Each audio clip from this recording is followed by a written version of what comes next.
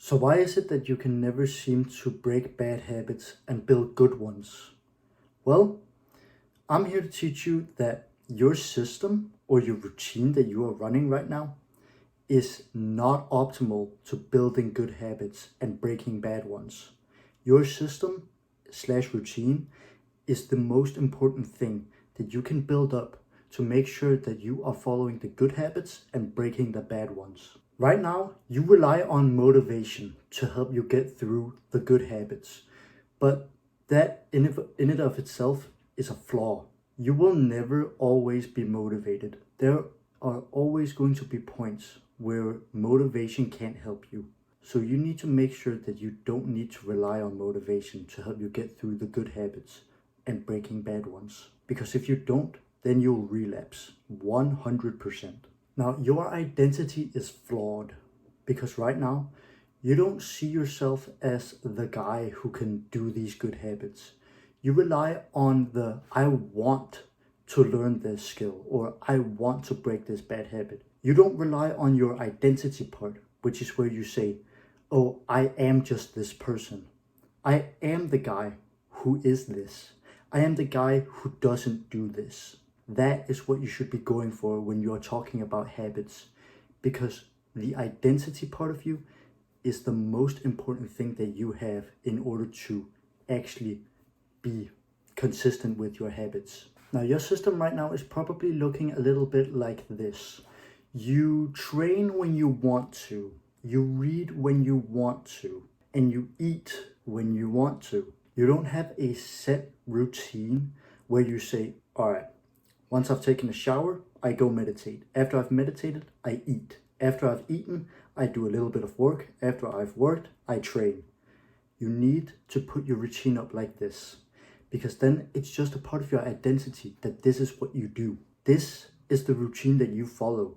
You don't have to rely on quick bursts of motivation in order to keep you going or to help you actually start a habit or start something.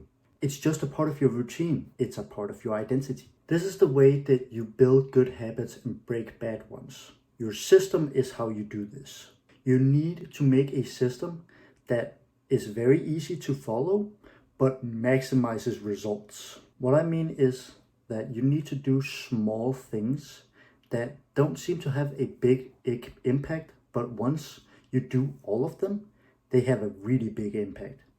This is where this 1% type of mindset actually comes into play. You do a habit that only improves you about 1%, but these small habits that improve you 1%, once you total them up, they actually improve you a lot. Now, here's how a realistic morning routine can work. You wake up, then you make your bed. After that, you go and take a cold shower. Cold showers help you actually wake up and be, have the discipline to actually go and do your other habits. You will feel motivated. Now, again, you don't need to rely on motivation, but it is a big help. After you've taken a cold shower, you go and meditate. You can meditate for about 5 minutes or 10 minutes, wherever you are along in your meditation journey. That's how much you should be meditating.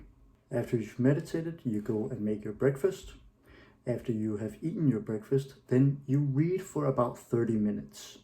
This is very good because reading helps you learn new skills. That is what you want. After you've read, then you start your day. Maybe you can go and train or do some kind of work, but that is what your morning routine should look like. You can also make another breakfast after you've read. That depends on if you're on a bulk or not. That's what I do, but you can choose whatever you want to do after this. Now, you need to change your reasoning for starting habits.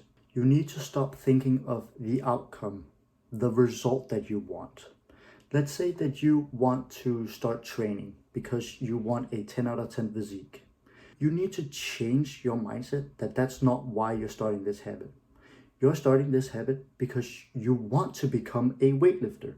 You see, you need to have an identity-focused mindset.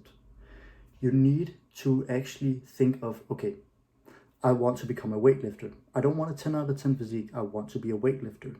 This way, it is sewn into your identity that you just do this habit without thinking because it's a part of your identity. Now, another example of this would be that you want to learn a new instrument. No, you don't want to learn a new instrument. You want to become a musician.